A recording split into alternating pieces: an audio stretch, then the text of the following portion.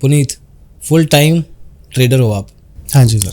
अमृतसर गुरु की नगरी कहते हैं, गुरु की नगरी, वहाँ से बिलोंग करते हैं। हाँ जी। और काफ़ी समय से कर रहे हैं, मतलब ट्रेडिंग पहले पार्ट टाइम कर रहे थे, अब फुल टाइम आ गए हैं और अब हाँ जी, हाँ ऑप्शंस में करते हैं, ऑप्शन सेलिंग। Option selling. तो पहला सवाल पुनीत यही होता है कि स्टॉक मार्केट जब खबर सुनी, आवाज़ सुनी, आप तो 2008, 9, 10 से आप एक्टिव हो, बहुत यंग थे तब, लेकिन आप एक्टिव हो, तो उस टाइम जब स्टॉक मार्केट सुना होगा या जब भी सुना होगा तो चल पड़े भाव के साथ या देखा कि क्या है उसके बाद जाके घुसे? सर स्टॉक मार्केट का मैंने जब नाम सुना ना, वो सुना मैंने 2014 में। और 14 में सुना? 2014। तब उम्र क्या थी आपकी? तब मेरी उम्र यही 25 साल। और तब तक मैं अपना एक्टिवली अपना जो मेरा बिजनेस था वही मैं करता था। अच्छा, ओके। हाँ जी। और 2014 में भी मैंने ये नाम जब सुना ना, तो सुना एक हमारा ऐसे ही सर्कल का कोई लड़का था, हम ऐसे बैठे हुए थे गेट टुगेदर में, तो एक लड़का था वो किसी ब्रोकर के पास डीलर की जॉब करता था। अच्छा अच्छा, समझ गया मैं, जो ट्रेडिंग करवाते हैं। हाँ, ट्रेडिंग करवाते हैं। तो उसने बड़ा इंटरेस्टिंगली ना सबको बताया कि मैं जॉब करता हूँ, ये बड़े पैसे होते हैं इस काम में, ये है वो है। तो मेरा तो शुरू से ही बिजनेस माइंड था, तो मेरे को तो वैसे ही अट्रैक्टिव लगती थी चीज़ की, शुरू से ही एक ना था मन में कुछ करना है, पैसा कमाना है, जज्बा होना चाहिए ना, तभी हम उस चीज़ की तरफ भागेंगे। उसने मेरे को किसी तरीके पिच करके ना मना लिया मेरे को कि मैं भी स्टॉक मार्केट में काम करूं उसके थ्रू। अच्छा, उसको तो अपना क्लाइंट चाहिए था ना। तब था वैसे 2014-15 में इतना था मार्केट को लेके कि यार ये कुछ अलग कर रहा है, दिस इज वेरी डिफरेंट, मुझे सोचना सर चाहिए, मेरे को डर लगता था, पता ही नहीं होता था कि होता क्या स्टॉक मार्केट। मेरे को सिर्फ इतना उसने बताया कि इसमें पैसे बनते हैं। अच्छा, लेकिन हमें समाज भी तो सिखाता है ना बचपन से नहीं, लेके तब अभी तक। मैंने अपने आसपास कहीं से कुछ नहीं सीखा था। हाँ, मेरे दादाजी, he is now 93 and still very active. तो वो प्रिंसिपल रिटायर्ड हुए हैं, तो वो अपने टाइम पे आईपीओ लगाया करते थे। उनके पास सर आज भी ना इतने ढेर भर के ना वो आज भी पड़े हुए हैं जो डेड हैं, जो मिली नहीं कंपनीज। अच्छा, फॉर्म भरते थे ना पहले तो यार, ये एक घर वालों के सबके नाम पे, मेरी दादी जी के नाम पे, या और तब तो किसी के भी नाम पे फैमिली में ले लेते थे ना, सिर्फ नाम ही देना होता था। तो वो आज भी उनके पास पड़े हुए हैं और वो सारी डेड इन्वेस्टमेंट है। और अगर मैं बात करूँ ना तो वो 1992-93 में इन लैक्स, ये नहीं कुछ हज़ारों के थे, लाखों के थे वो उस टाइम के। हाँ, उस टाइम की वैल्यू जो मैं बता रहा हूँ लाखों की थी। तो दादाजी शुरू से ही करते आ रहे थे? मतलब नहीं, करते कुछ नहीं थे, वो तो सिर्फ एक इन्वेस्टमेंट थी ना। तो इन्वेस्टमेंट, हाँ, लेकिन हाँ ट्रेडिंग नहीं कुछ, हाँ वो इन्वेस्टमेंट की थी उन्होंने। वो भी उनका एक्सपीरियंस खराब ही रहा था। जो उनके मुंह से सुना हुआ था, वो एक वर्ड यूज़ किया करते थे, कहते कि ये जो शेयर मार्केट है ना, कोठा है, इस पे जितने मर्जी पैसे लुटा लो। जो वो कहते थे बड़े बुजुर्ग, थोड़ा रॉ बोल देते हैं। हाँ, वो ऐसे ही बोलते थे कि चलो। तो वो मेरे को ना इतना पता था कि इसमें मतलब कि कुछ बनता बुनता नहीं है। घर वालों ने भी उजाड़े हुए हैं अपने घर में, और भी ना मेरे कुछ सर्कल में कभी किसी से सुनना ना, तो हर किसी ने यही कहना, यार मेरे पापा करते थे इतना काम, मेरा ये चाचू करते थे, मेरे ये करते थे। तो मैं कहता हूँ करते थे का क्या मतलब है? थे वर्ड क्यों है? करते क्यों नहीं है? हाँ, बस जी करते थे, खत्म हो गया सब कुछ। तो आप ये सब सुन रखा था आपने? सुन रखा था, करते थे। तो ना मेरे को ये था कि मेरे को अगर करना भी है ना, तो मेरे को ना मेरा अपना बिजनेस भी चलता था। तो वो लड़के ने मेरे को एक बताया कि अगर तू अपने अकाउंट में नहीं करना चाहता ना, तो तू एक काम कर, तू मेरे अकाउंट में पैसे ट्रांसफ़र कर दे या मेरे को पैसे दे दे, तो मैं अपने अकाउंट में ट्रेडिंग करवा देता हूँ, तो तेरा जो भी प्रॉफिट लॉस होगा तू मेरे साथ मैच करता जाई। मैंने कहा ठीक है, एग्री कर गया मैं। था। हाँ, विश्वास वाला बंदा था। चलो, उनके वहाँ ब्रोकर पे चलता ही था ये चीज़ें। लोकल ब्रोकर था, कोई मतलब की बड़ी कोई फर्म नहीं थी।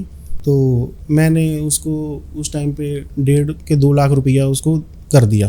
तो बैठे बस ऑफिस में मैं बैठा हूँ, काम कर रहा हूँ अपना, साथ साथ मेरा ध्यान है एक टीवी लगा लेना, बिजनेस चैनल लगा लेना, वहाँ रिकमेंडेशन आती जानी, किसी कंपनी का रिजल्ट आया है, वो पता था मूवमेंट बड़ी होती है शेयर प्राइस में। करेक्ट। हाँ, तो वो क्या करना, जैसे ये 1000 क्वांटिटी, तो अकाउंट तो था ही नहीं मेरा, तो उसने कहा ना कोई बात नहीं, जितना मर्जी तू उठानी है बकेट तू बता, कोई नहीं हो जाएगा, मैं मैनेज कर लूंगा, मैं देख लूंगा। अच्छा, पैसा नहीं है पर कर लेंगे, कोई दिक्कत हाँ, वो जो दिया हुआ 2 लाख, तो बता कितना कि मतलब कि तेरा लॉस अगर होना है तो 2 लाख से ज़्यादा नहीं होना चाहिए, उस पर तेरा खत्म हो जाएगा। नहीं। अच्छा, हाँ, कि बाकी मैं मैनेज कर लूंगा, तू ये फिक्र ना कर कितना मार्जिन लगना कितना नहीं, तू बस बोल क्या लेना है। अरे बट आप तैयार थे 2 लाख रुपए का लॉस खाने को? नहीं, लॉस का तो सोचा नहीं था ना कि मैं लॉस करूंगा। तो जब अट्रैक्ट होता है बंदा, उसकी बातों से मैंने सुना हुआ था कि इसमें प्रॉफिट होता है, हाँ, पैसा कमाते हैं, तो मेरे दिमाग में तो प्रॉफिट घूम रहा था ना, लॉस का तो मैं सोच के ही नहीं गया कि लॉस भी हो सकता है, वो तो सोचा नहीं ना। बंदा जिंदगी सोचता है, मौत के बारे में नहीं सोचता। हाँ, नहीं सोचता, बिल्कुल ये सच्चाई है। तो उसने फ़ोन पे मैंने कहना ये शेयर 1000 बाय कर ले इस रेट पे, वो मूवमेंट होती थी मार्केट में, तो फ़ोन पे ही ना कोई मैंने चार्ट देखना ना कुछ, पता ही नहीं है, जैसे सट्टा ही नहीं मारना कि ये 1000 पे बाय कर ले और 2-3 रुपये ऊपर बिड लगा दे बेचने की, बिक गया, फिर नीचे आया, फिर बिड डाल दे बाय करने की, ऐसे करते कराते तो वो चलता रहना, कभी लॉस आ जाना कभी प्रॉफिट हो जाना। लेकिन मैंने लॉस भी देखना कि अगर मैंने प्रॉफिट 2 रुपये लेना तो लॉस भी 2 रुपये। उसने मेरे को बोल दिया था कि इस तरीके से देख ली, तो वो क्वांटिटी 500 1000 से करते करते वो क्वांटिटी पहुंच गई 10-10 हज़ार। वाओ, कि कोई नहीं उठा, उसको भी करवाने में कोई दिक्कत नहीं थी, उसको पता था कि अगर 10,000 कर भी रहा है तो 2-4 रुपये लॉस पे इसका कटवा दूंगा मैं, कि ताकि इसकी वो ब्रैकेट है 2 लाख की, उसके अंदर अंदर ही रहे। तो उसने मेरे को कहना यार तू तो बिल्कुल फ्यूचर वाला ही काम कर रहा है। अब मैं कहा ये क्या नया सांप है, फ्यूचर ये क्या चीज़ हुई? तो उसने मेरे को बताया, कहता है ऐसे ऐसे लॉट साइज फिक्स्ड होता है, तो तू सीधा वो उठा ले। मैं एग्री कर गया, मैं कहा मेरे को क्या फ़र्क पड़ रहा है, मैंने यहाँ भी माल उठाना वहाँ भी उठा लूँगा, तो वो करवा दे। तो उसने मेरे को कहता कि चलो उसमें करते हैं। तो उसने क्या करना, उसने मेरे साथ ब्रोकरेज फिक्स कर ली 500 रुपया पर लॉट। 500 रुपये पर लॉट? पर लॉट 500 रुपया। ये बात है 2015 14-15 की? हाँ, 14-15 की। आपको पता था इसका मतलब क्या है 2500 रुपये लॉट के हिसाब से? नहीं, मेरे को वो जो इक्विटी में जैसे होता है ना, वो परसेंटेज के हिसाब से लगती है आपको, तो उसने मेरे को काउंट करवा दिया, ये देखिए इतने का लॉट है, अगर ये 7, 8 या 10 लाख का बनता है, तो उस हिसाब से मैंने इक्विटी के साथ उसको देखा ना उसके प्रोपोर्शन में, कि उसमें भी इतनी ब्रोकरेज बन जाती है अगर हम हैवी क्वांटिटी में माल उठाते हैं, परसेंट के हिसाब से। परसेंट के हिसाब से। तो मैंने सोचा शायद इसमें भी इतनी लगती होगी, मेरे को तो पता ही नहीं था, मैं कहीं कोई स्टडी नहीं की कहाँ क्या ब्रोकरेज कैसे लगती है, तो मैं मान गया, मैं कहा ठीक है।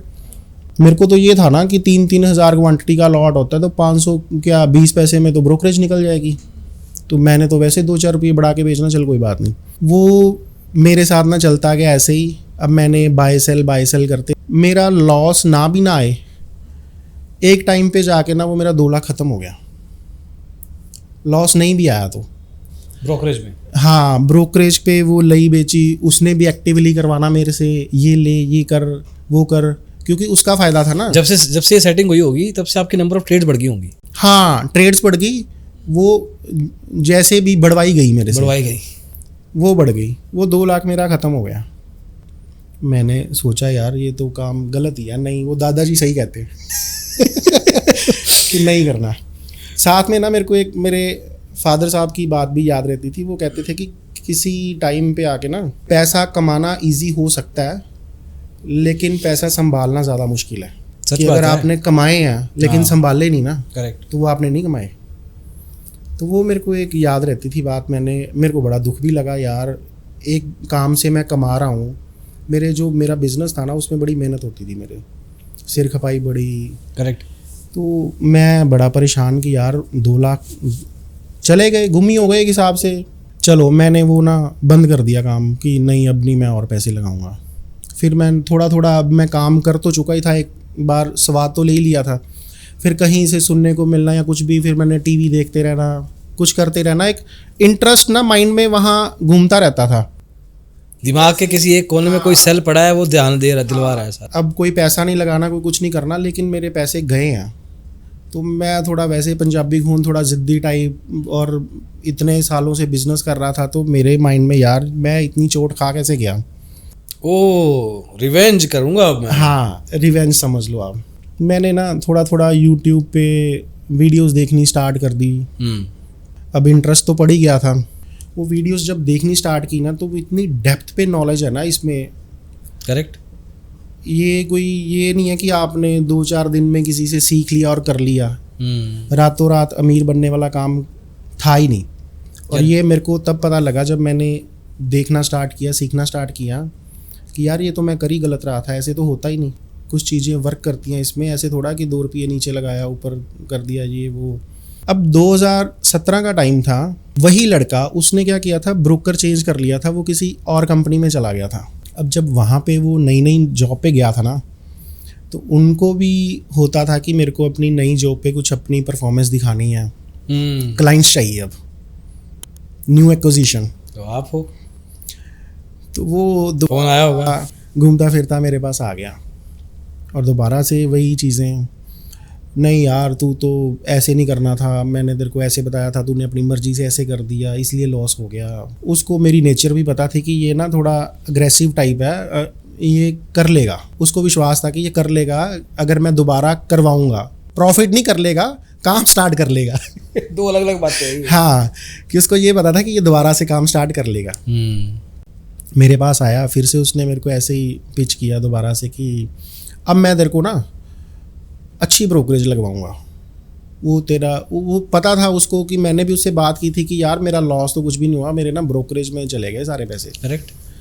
तो उसको पता था कि अब इसको थोड़ा सा दाना डालते हैं, ये फिर से आएगा।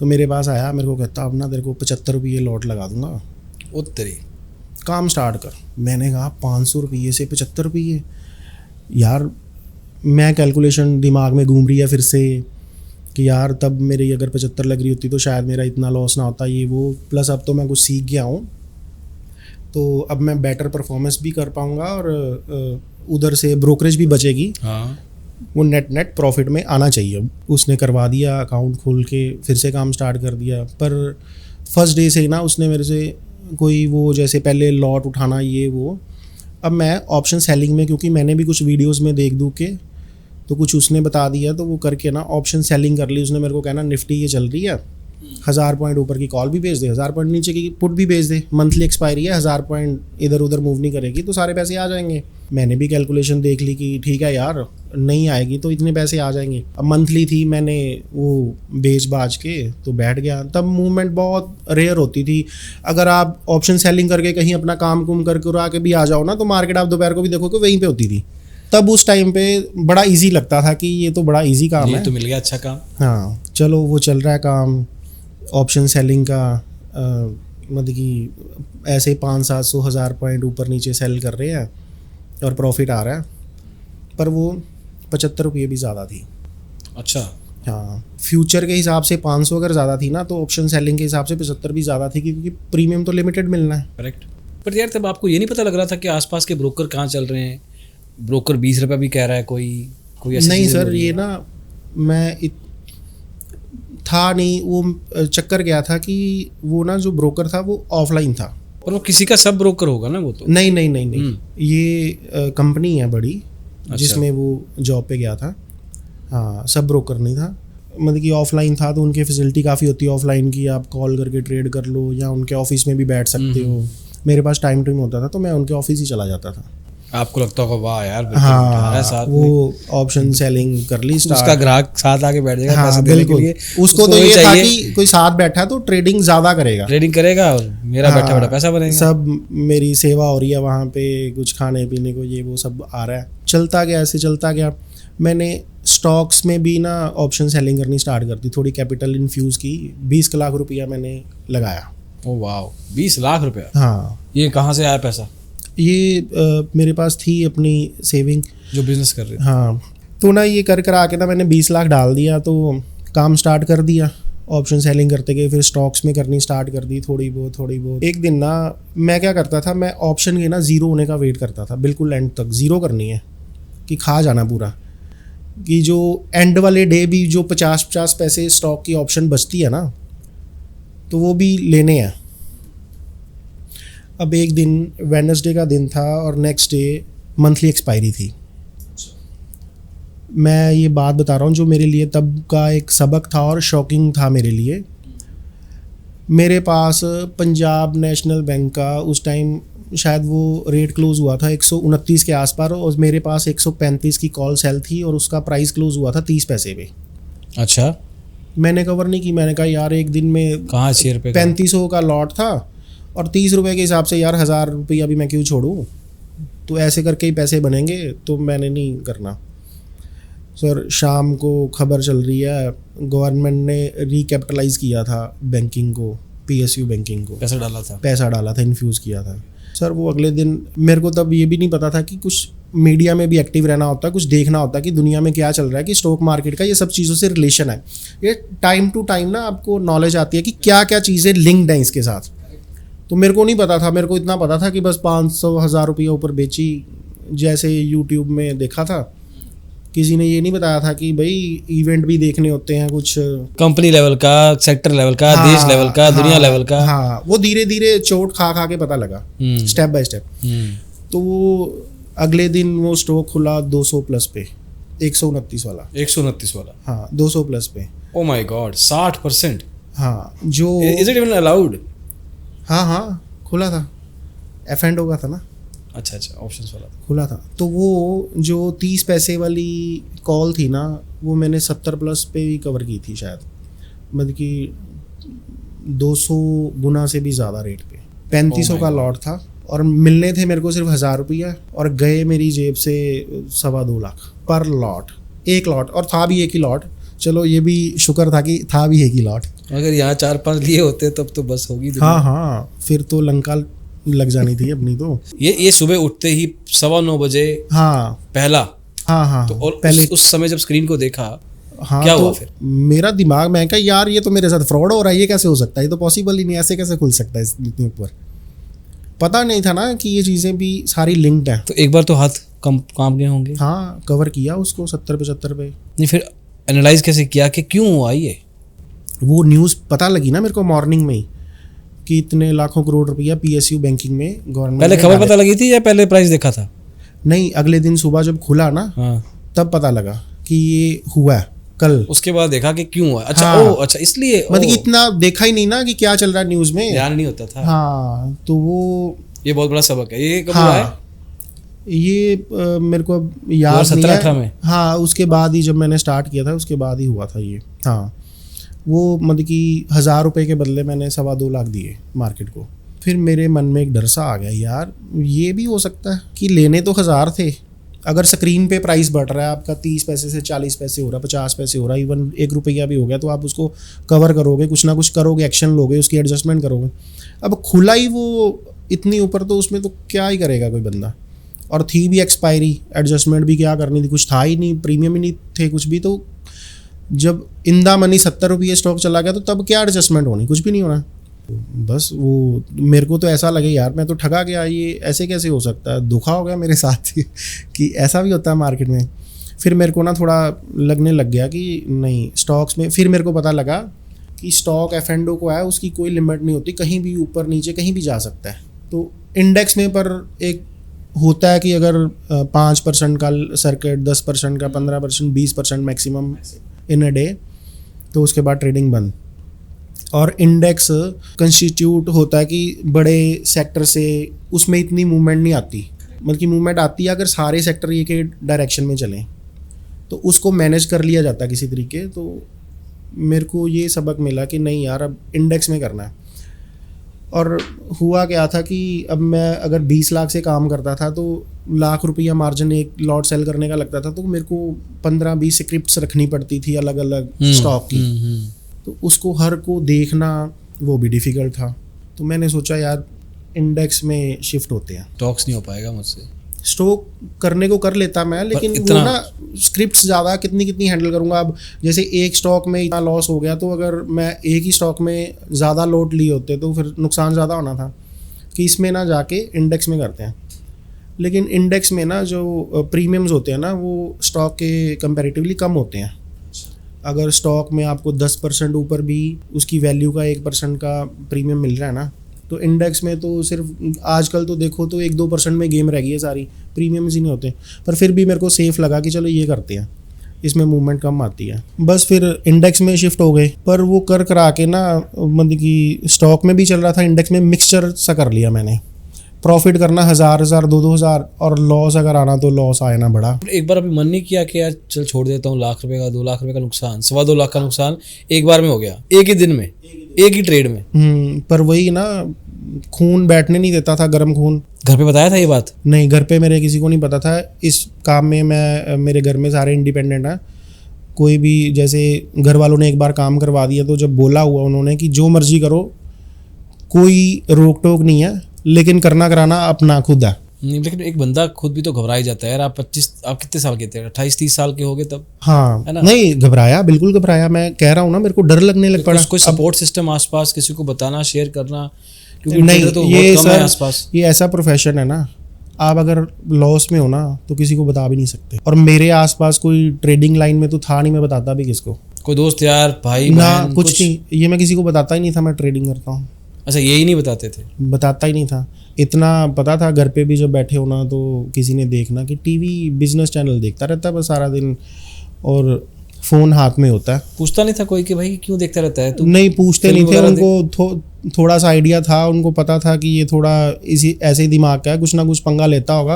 अब ये नहीं ना पता था कि लॉस भी करके बैठा होगा। तो वो चीज़ एक मेरे को अपसेट करने लग पड़ी कि अब क्या करें, लॉस भी हो गया। इनिशियली 2 सालों में जब मैंने ये दोबारा 2017 में शुरू किया था ना, 2 सालों में ऐसे ही कमाना 1000 करके और लॉस जाना, तो एक ही झटके में कोई बड़ी मूवमेंट आ गई तो चला जाना। क्या करता था तब, मेरे को एडजस्टमेंट करनी नहीं आती थी। अच्छा। मैंने क्या करना, इंडेक्स में अगर स्ट्रैडल बेच दी तो स्ट्रैडल बेच के सारा महीना वेट करनी कि घूम फिर के शायद फिर वहीं पे आ जाएगी। अब मार्केट चाहे 2-4% इधर उधर मूव कर भी जाए ना, तो एक मन में रहता था, हे भगवान बस इसको यहाँ पे क्लोज करवा दे सारा प्रीमियम खा लो। अच्छा। तो ऐसा थोड़ी ना होता था, कोई एडजस्टमेंट नहीं करनी, कोई कुछ नहीं। वो 2 साल में ना सर, भगवान मेरी से चलती थी गाड़ी बस। हाँ, 2 साल में मेरी वो कैपिटल 20 लाख से 12 लाख रह गई। मतलब प्रॉफिट भी आता होगा, लॉस भी आता होगा, ब्रोकरेज भी आती होगी, लेकिन जेब में कुछ नहीं आया। हाँ, बल्कि गया। हाँ, इसमें एक ना मैं पॉइंट ऐड करूंगा। जब मैं यहाँ पे गया ना, तो मेरे को तब पता लगा कि मेरे साथ 2014 में क्या हुआ था। तब थोड़ी थोड़ी अवेयरनेस आनी शुरू हो गई थी ना। फिर मैंने भी कंपनी वालों के साथ करना शुरू कर दिया आर्ग्यू, यार मेरी ब्रोकरेज कम करो। थोड़ी थोड़ी अवेयरनेस आ रही थी मेरे को। जब पता लग रहा था ना कि मेरा इतना लॉस हो रहा है और इसमें से मेजर पार्ट मेरा ब्रोकरेज में जा रहा है यहाँ, तो मैंने उनसे भी आर्ग्यू करना शुरू कर दिया। तब मेरे को ये पता लगा था कि मेरे साथ 2014 में मेरा 2 लाख गया कहाँ।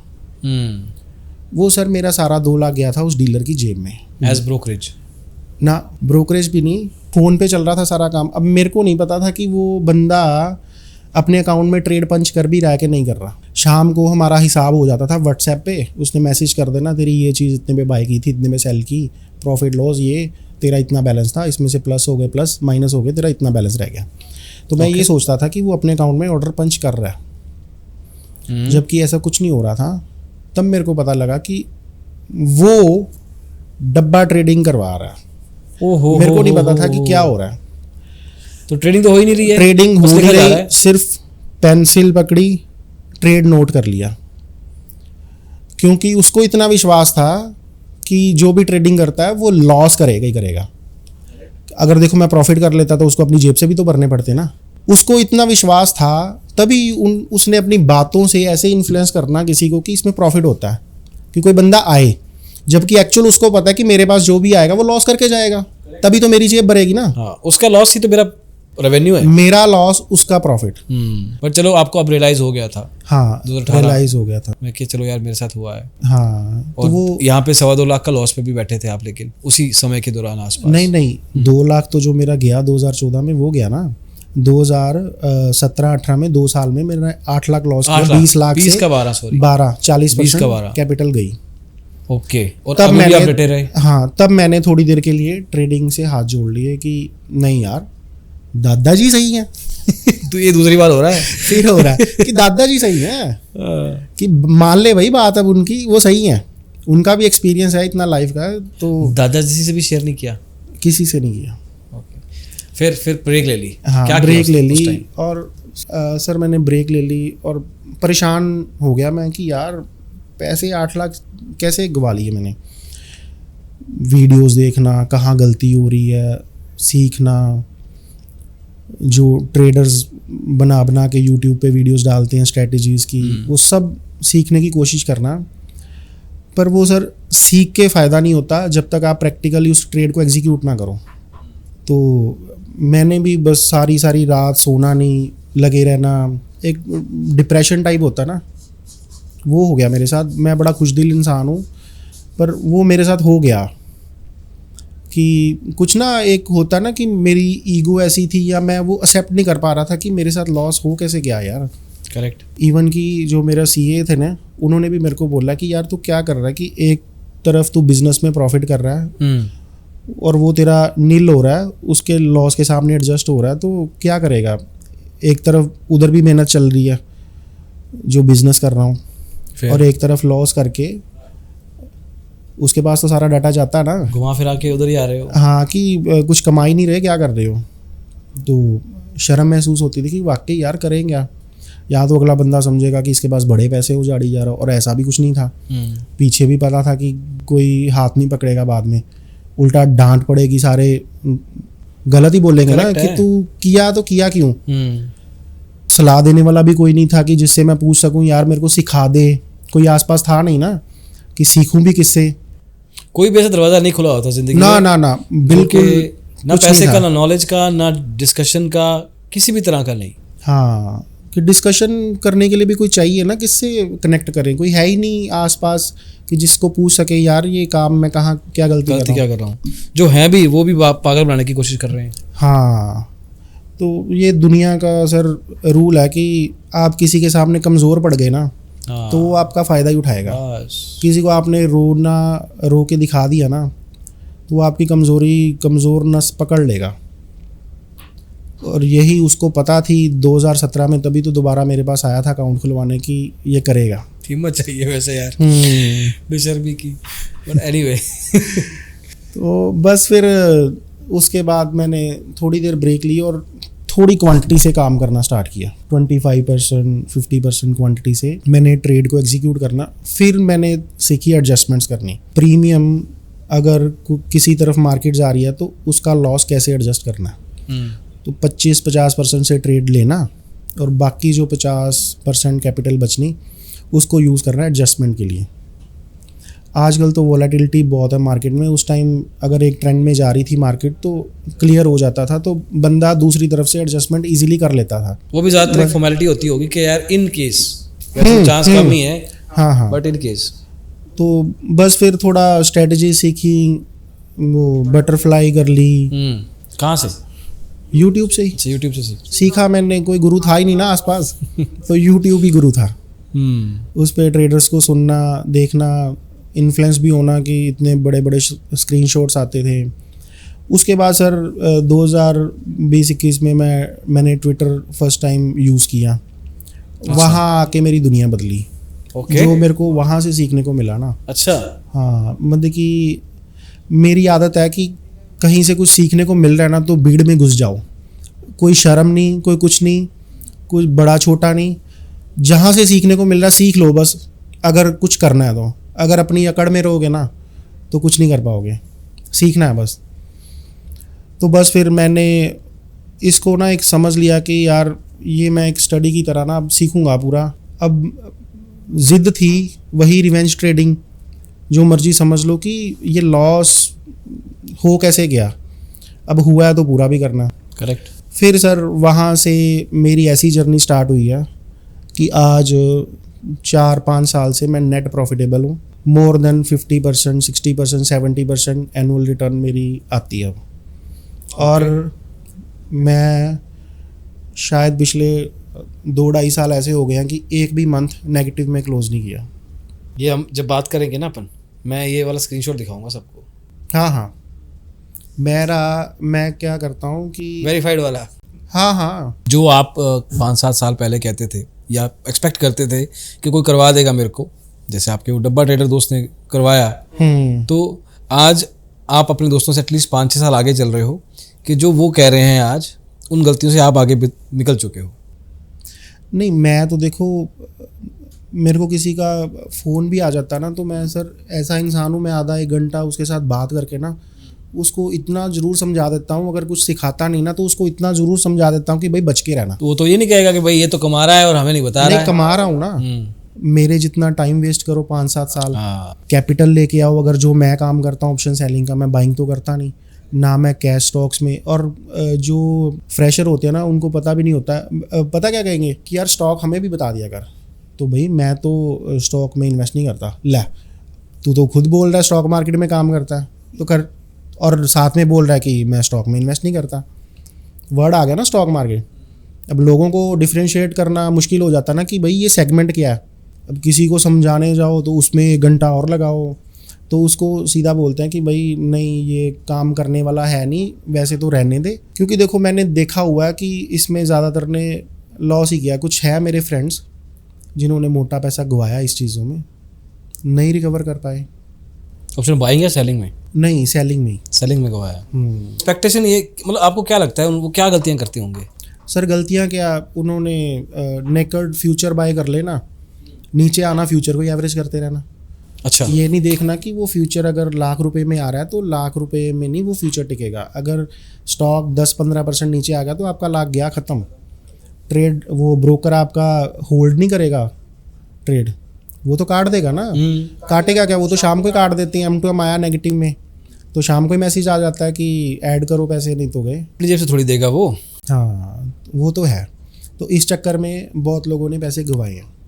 तो मेरा भी कुछ ऐसा सॉफ्ट हार्ट है कि मैं भी ना किसी को यही बोलता हूँ कि भाई ये बहुत रिस्की बिजनेस है। अगर तो पैसे फालतू के हैं कुछ एक्स्ट्रा पड़े हुए, हाँ फिर ट्राई करी।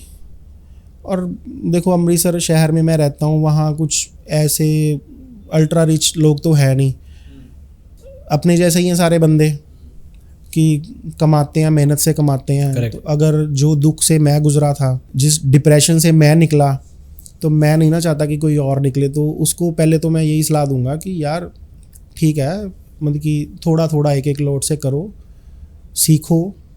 फिर वो चक्कर यही है ना कि आजकल मेरे को मेरे आसपास वाले लोग समझते हैं अल्लाह ये तो बड़े पैसे कमाता है, ये है वो है, पर उनको ये रियलिटी नहीं पता होती कि उसके पीछे कितने सालों की मेहनत, कितना स्ट्रेस रहा है। ये वाले दोस्त या रिश्तेदार तब कहाँ थे जब आपका वो वाला एक नेगेटिव फेज चल रहा था? थे तो वहीं पे, लेकिन बात वही है, मैंने किसी से शेयर नहीं ना किया था, ना मैंने किसी से सिंपैथी चाहता था, खुद ही झेला सब कुछ। नहीं तो जब आप पूछते हैं वो कि तो उनका दिमाग में नहीं आएगा भाई तेरा लॉस नहीं हुआ कभी? ये सवाल नहीं पूछते हैं? नहीं, इतनी डीप डिस्कशन किसी से। मैं एक समाज का पर्सपेक्टिव देखने की कोशिश कर रहा हूँ कि बात सर वही है ना, जब मैंने स्टार्ट किया था, जब मैंने पैसे लगाए थे तो मेरे दिमाग में सिर्फ प्रॉफिट था, लॉस का पार्ट था नहीं कि लॉस भी होता है। तो जब लोग देख रहे हैं ना सामने कि ये प्रॉफिट कर रहा है, फिर वो ये नहीं सोचने की कोशिश करते कि इसने लॉस किया होगा। करेक्ट, वो यही सोच रहे हैं कि यार ये तो बड़ा प्रॉफिट करता है। वो देखते नहीं ना जर्नी कैसी रही है किसी की, किस टाइम फेज से मैं निकला हूँ। तो आप लाल झंडी पहले दिखा रहे हो उनको कि भैया लॉस हो जाएगा। सर देखो मैं क्या, ये तो सेबी भी दिखाती है और लोग मानने को तैयार नहीं है, गवा के ही पता लगता है ना। हर कोई ये समझता है। और देखो मेरा थोड़ा स्ट्रॉन्ग हैंड था मैथमेटिक्स में। I am kind of student की जो मैथमेटिक्स में 100 आउट ऑफ 100 वाला था।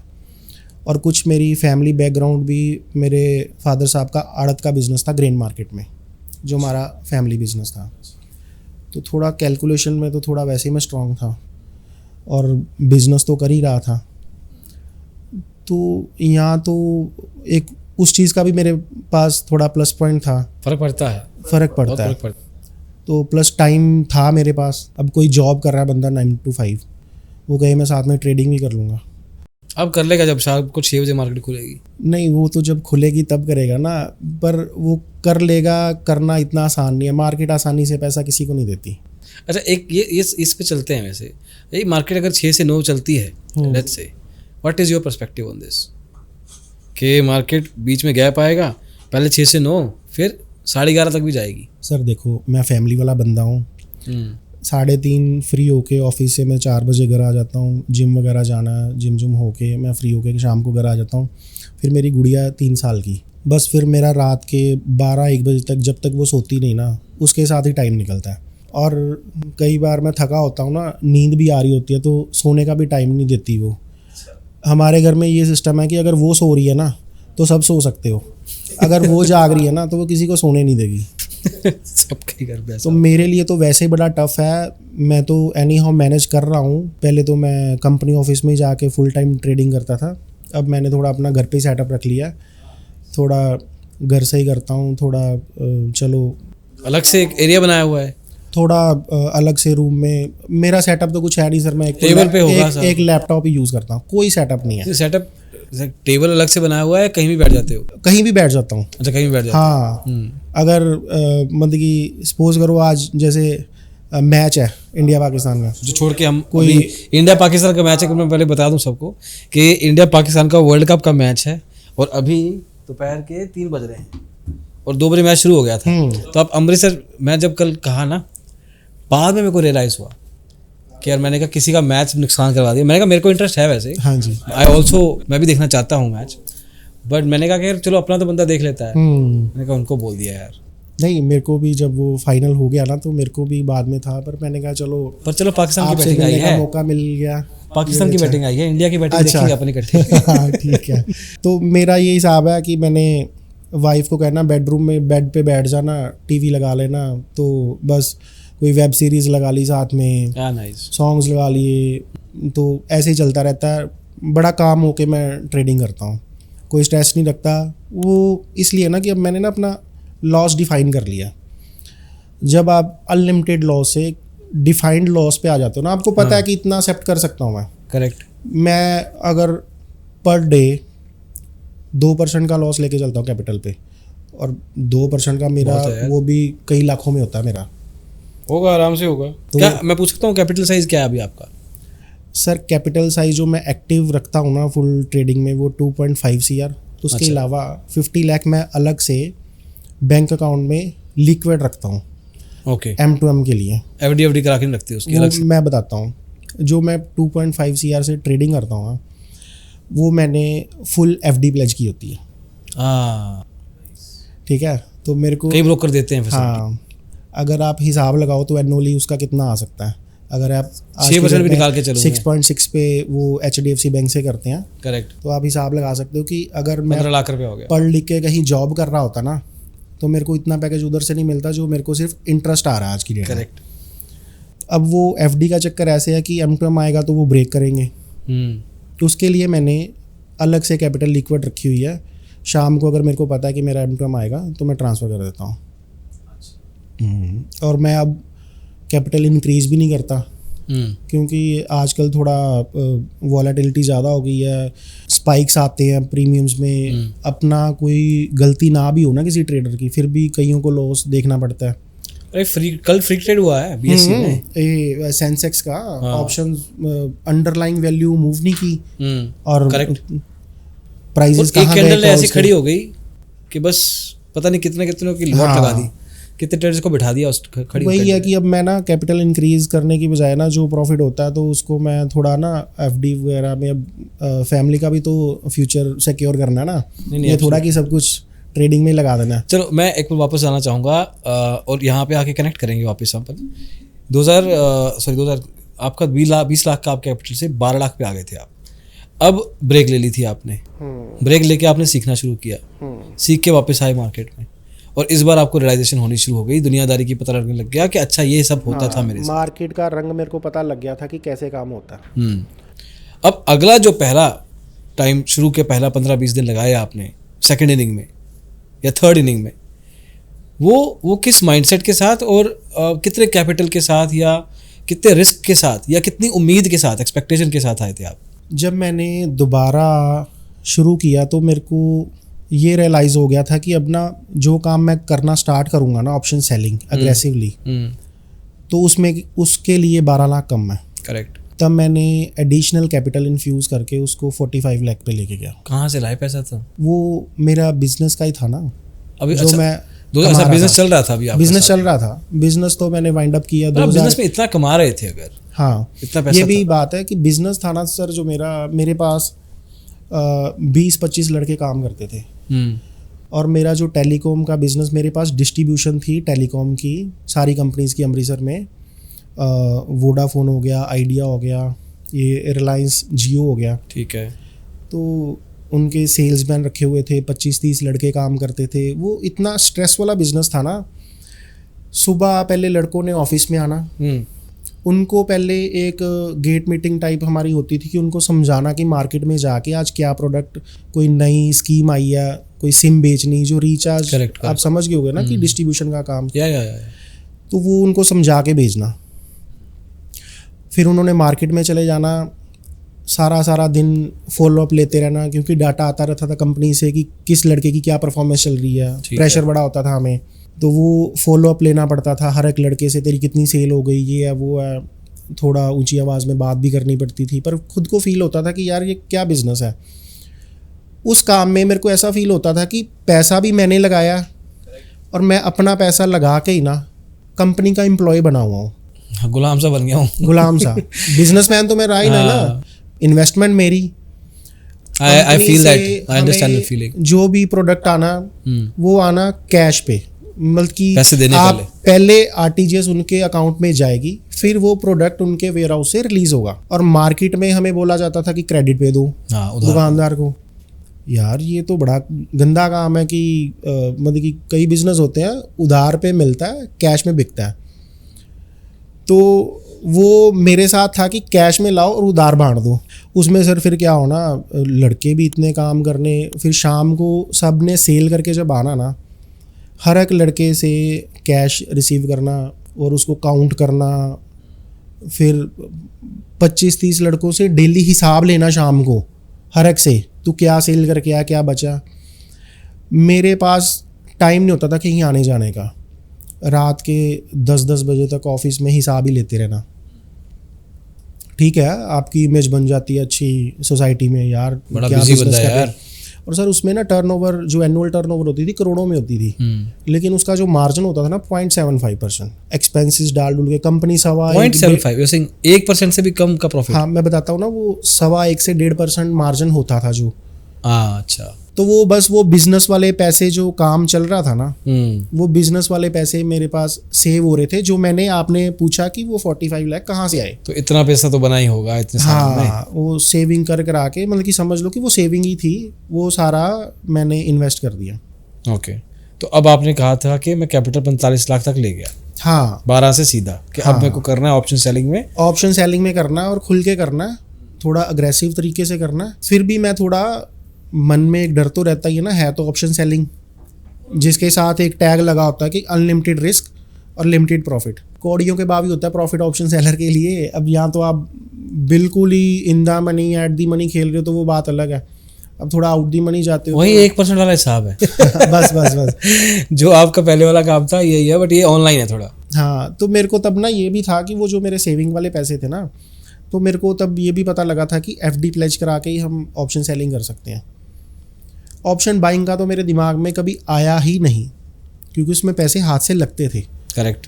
और वही बात, बिजनेस वाला दिमाग चल गया कि मेरे को तो करनी ऑप्शन सेलिंग है, और वहाँ हम ढूंढते हैं हाई प्रोबेबिलिटी कि कहाँ ये चीज़ नहीं जाएगी। करेक्ट। हमें ऑप्शन सेलिंग तो वही करनी है ना, हमारी परसेप्शन तो यही होती है कि यहाँ ये चीज़ नहीं जाएगी, वही लगा लें। हाँ, और अगर जाएगी भी आज की डेट में, तो ये काम है कि मैं अगर एट दी मनी भी करता हूँ तो मेरे को तो ड्यूरिंग द डे उसका थीटा डिके चाहिए होता है कि मेरा काम हो गया, मार्केट कहीं भी जाए, क्योंकि स्ट्रैडल बेची है, स्ट्रैंगल बेची है, तो मेरा प्रॉफिट निकल आया।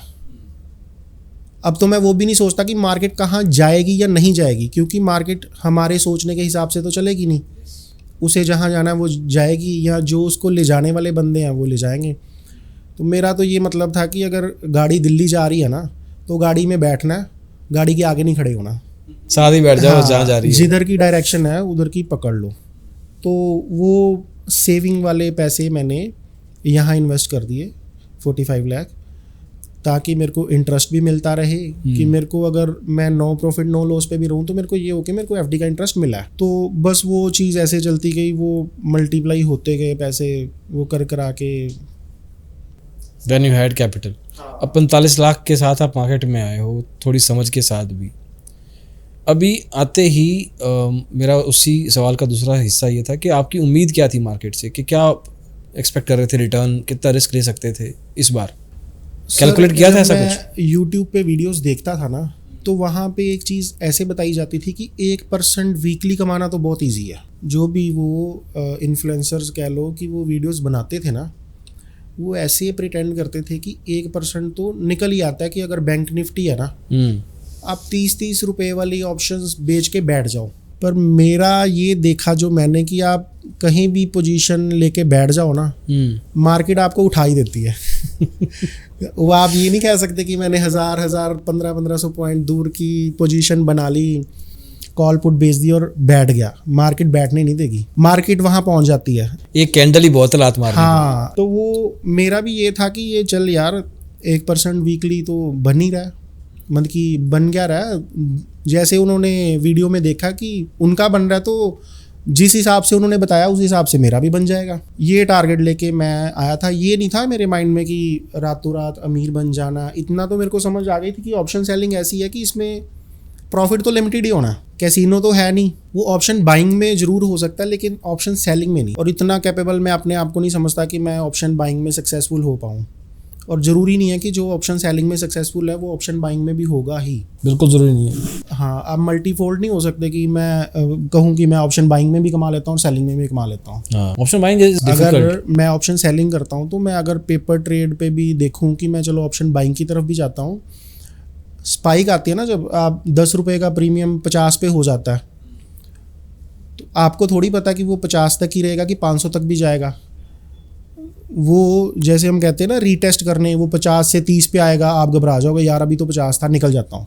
पर जैसे निकलोगे, हाँ। और इसमें होता भी क्या है कि अगर आप 10 ट्रेड ले रहे हो ना, तो शायद ही 2 ट्रेड में आपको प्रॉफिट हो। और जो 8 ट्रेड का क्या कहते हैं लॉस निकला ना आपका जब वो 9th या 10th ट्रेड वो जब जा रहा होगा ना, तो वो आपके मुश्किल से ही अगर वो 8 ट्रेड के जो लॉस के पैसे पूरे करेगा ना आपका, तो आप निकल जाओगे। नहीं यार मेरे पैसे तो पूरे हो रहे, निकल जाए। फिर प्रॉफिट क्या किया आपने, फिर गए, रिस्क भी लिया, 8 ट्रेड में लॉस भी किया, और जो 1-2 ट्रेड अगर सक्सेसफुल हुए भी तो उसमें आप जो अपने 8 का लॉस था वो पूरा करके निकल रहे हो। चलो ठीक है, ये बात आपकी सही है और जनरली होता भी है। आप अपने केस में रिस्क मैनेजमेंट कैसे करते हो फिर? सर रिस्क मैनेजमेंट तो ऐसे है कि मैं ना ओवरनाइट अगर कोई पोजीशन होल्ड करके गया हूँ ना, तो मेरा ये मोटिव होता है कि मैं पुट साइड को तो हेज करके ही जाऊँ, उसको नेकेड नहीं छोड़ना। क्योंकि जो मैंने देखा था 2020 में कोरोना के टाइम पे, तो वो माइंड में आज भी मेरे है कि कुछ भी हो जाए, कुछ मेरे को अगर हेजिंग के पैसे खर्च करने हैं ना, तो मैं पुट साइड में ही करूँगा। कॉल साइड में मैं कम ही करता हूँ। कॉल साइड में मैं हेजिंग नहीं करता, हेजिंग नहीं बोलेंगे उसे, मैं ड्यूरिंग द डे लेवरेज लेने के लिए दूर की ऑप्शन बाइंग कर ली, ताकि मेरे पास और मार्जिन आ जाए सेलिंग के लिए। ऑप्शन जो ओवरनाइट है उसको मैं सिर्फ पुट में हेज करता हूँ। और ड्यूरिंग द डे मैं तब तक फायर फाइटिंग करता हूँ। 2% तक का मैं अपना रखा हुआ है कि अगर 2% से ज़्यादा कैपिटल का लॉस हो गया तो मैं या तो ट्रेडिंग बंद कर दूंगा या बिल्कुल क्वांटिटी 1/10 कर दूंगा, सिर्फ मज़ा लेने के लिए कि चलो दिन चल रहा है। क्योंकि अब समझ लो कि वो दिन मेरा है ही नहीं। फिर अपने कैपिटल का कितना प्रतिशत आप एक ट्रेड में ज़्यादा से ज़्यादा घुसा सकते हो? नहीं, मेरा एक ट्रेड में नहीं होता। ये समझ लो कि पोर्टफोलियो का है 2% स्टॉप लॉस मेरे पास। एक अगर समझ लो कि मैंने क्वांटिटी कॉल पुट सेल किया ना, तो मैं क्या करता हूँ, अब उस पर मल्टीपल ट्रेड्स हो सकते हैं ना। करेक्ट। मैं क्या करता हूँ, अगर स्प्रेड करके कॉल सेल करता हूँ, स्प्रेड करके पुट सेल करता हूँ। कुछ मार्केट 45,000 पे चल रही है, मैं 45, 300, 400, 500, 600, 700 ऐसी कॉलें सेल करता रहता हूँ गैप पे, और पुट्स भी ऐसी।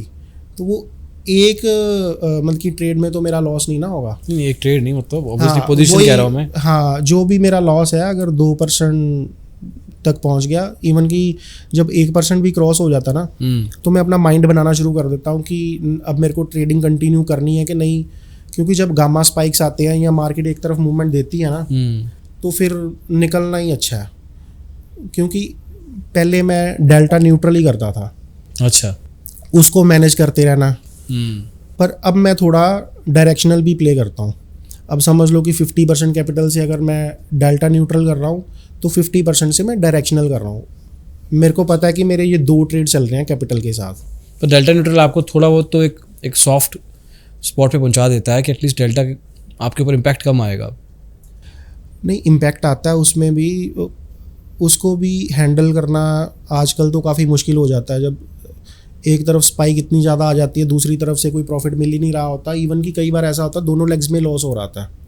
पहले क्या होता था, मैं ना जो 2.5 से 3.5 के बीच में ना सारा दिन की मार्केट की डायरेक्शन क्लियर हो जाती थी। 2.5 से 3 के बीच में ऑप्शन सेलिंग ज़्यादा करता था कि क्लोजिंग पे ना डीके ज़्यादा मिलता है, 3.5 काट दूंगा। आजकल वो क्या होना शुरू हो गया, उल्टा 3.25 3.5 के बीच में प्रीमियम्स बढ़ जाते हैं। तो फिर भी मैं क्या करता हूँ, जब वो बढ़े हुए प्रीमियम्स होते हैं ना, अगर मैंने कोई पोजीशन बिल्ड भी करनी है तो मैं 3.25 के बाद करता हूँ कि थोड़ा प्रीमियम स्पाइक में अच्छा मिल जाता है। मतलब कि मेन मेरा यही रहता है कि मैं 50% कैपिटल से डायरेक्शनल कर रहा होता हूँ और 50% से मैं डेल्टा न्यूट्रल करता हूँ। क्योंकि जो स्ट्रेटजीज़ है ना, जो आप बटरफ्लाई कह लो या आयरन कॉन्डोर, उसमें क्या होता है आपको रिजल्ट नियर टू एक्सपायरी मिलता है। हाँ, मतलब मोर और लेस। और तब जाके जब लास्ट की घंटी बजने लगती है, हाँ, तब जाके पता लगता है उसका क्या हो सकता और है। कई बार होता है कि आपको लगता है कि नहीं यार ये प्रॉफिट नहीं कर रही, तो आप काट देते हो और फिर उसके बाद मार्केट आपकी वही ब्रैकेट में चला जाता है। नहीं, बट ये वाले फैसले जो है डिस्क्रिशनरी फैसले हो हाँ, गए। डिस्क्रिशनरी, कंप्लीटली तो डिस्क्रिशन इसमें पे कुछ डिपेंड फिर करता है। वेयर आर यू स्टैंडिंग कि आपको कोई रूल, देखो रूल बेस्ड ट्रेडिंग नहीं कह रहा हूँ मैं, बट कोई रूल तो होते होंगे ना कि मेरा इतना रिस्क इतना रिवॉर्ड, मैं एग्जिट मारूंगा ही नहीं, कोई बात नहीं, till the point I see that number. नहीं, वही मैं कह रहा हूँ ना, मेरा कैपिटल का 2% हो गया। बस आपका ये है। तो इसमें फिर वो नहीं आएगा ना मैं कि मैनेज करता रहता हूँ ना, मैंने ये तो है नहीं कि कॉल बढ़ रही है तो मैं सिर्फ उसको देख रहा हूँ, हाँ, कोई डिसीजन नहीं लेते उसके बेस पे, उसको कोई एक्शन मैनेज भी कर रहा हूँ ना। मैनेज कर रहे हो। ये जो ऑप्शन सेलिंग में ना, इसमें सर्वाइव आप तभी कर पाओगे कि आप एडजस्टमेंट कितनी अच्छी करते हो। करेक्ट। अगर आप ये सोचो कि मैंने ये कॉल या पुट भेज दिया और और पीछे हाथ खड़े करके बस देखता रहूं उसे, पॉसिबल नहीं है। तो आपको क्रश कर देगी मार्केट। हम्म। आपको टाइमली एडजस्टमेंट करनी। चलो कोई एग्जांपल दो मेरे को जिसमें ना आपकी वॉट लग गई थी पोजीशन मैनेज करते करते, एडजस्टमेंट्स करते करते पिछले कुछ सर दिनों में। ये देखो ना, ये लास्ट जो फिन निफ्टी की एक्सपायरी थी, मेरे पास 100 पॉइंट ऊपर की कॉल सेल थी और क्वांटिटी अच्छी खासी थी, 15 हज़ार के आसपास थी क्वांटिटी मेरे पास। और वो कॉल पुट का प्राइस चल रहा था, पुट भी समथिंग 6-7 रुपये चल रही थी, 19-750 पे थी मार्केट, और 19,850 की कॉल थी, शायद 5-6 रुपये रह गया था उसका प्राइस। तो एकदम से उस टाइम पे ना जो एट दी मनी स्ट्रैडल थी ना, उसका प्राइस था 50-55 रुपये, कॉल का प्राइस 27-28 रुपये और पुट का प्राइस 27-28 रुपये। तो एकदम से ही without any news short covering आई, मार्केट वो 750 से 800 पहुंच गई। तो मेरे को 800 क्रॉस कर गई, तो मेरे को अलर्ट हो गया कि मैं अब पुट की एडजस्टमेंट करनी है, पुट ऊपर लेके आनी। मैंने पुट स्केयर ऑफ की, पुट ऊपर लाने लगा, 3 रुपये में वो पुट कवर की मैंने और ऊपर की सेल करने लगा 50 पॉइंट ऊपर की। तो उस तरफ मेरा ध्यान पड़ा ना कॉल पे, कॉल जो उस टाइम पे एकदम से स्पाइक करके 25 रुपये गई थी ना, तो मेरे को इतना आइडिया होता है कि जब 50 पॉइंट मूवमेंट करेगी मार्केट तो इतना प्राइस जाएगा। वो 25 भी ज़्यादा था क्योंकि एट दी मनी का 25 प्राइस चल रहा था तब, और वो 50 रुपये फार अवे का भी 25 हो गया, और मैं अभी पुट सेल ही करने लगा हूँ तो देखते देखते वो 25 का 50 हो गया प्राइस, इतना स्पाइक। और वो स्पाइक नहीं था कि मैंने सोचा, कई बार स्पाइक होता है कि वो आ जाएगा नीचे स्पाइक करके, क्योंकि अंडरलाइंग मूव नहीं किया था। जो फिन निफ्टी का प्राइस था वो मूव नहीं किया था, और वो पहले मैंने छोड़ी पुट को सेल गया, मैंने कॉल कवर की पहले, और लॉस देखा तो ऑलरेडी 2% हो चुका था उतनी देर में 2% का लॉस हो चुका था। और वो कॉल बाद में मेरे ख्याल से 150 से प्लस गई थी, तो अभी फिर भी ठीक है। हाँ, तो मेरे को ये था 49 रुपीज़ समथिंग पे मैंने कवर की और 150 पे गई थी। और उस दिन मतलब कि नई नई लर्निंग सीखने को मिलती है। आप जितने मर्जी परफेक्ट हो जाए, मार्केट फिर भी आपको कुछ ना कुछ सिखाती रहती है।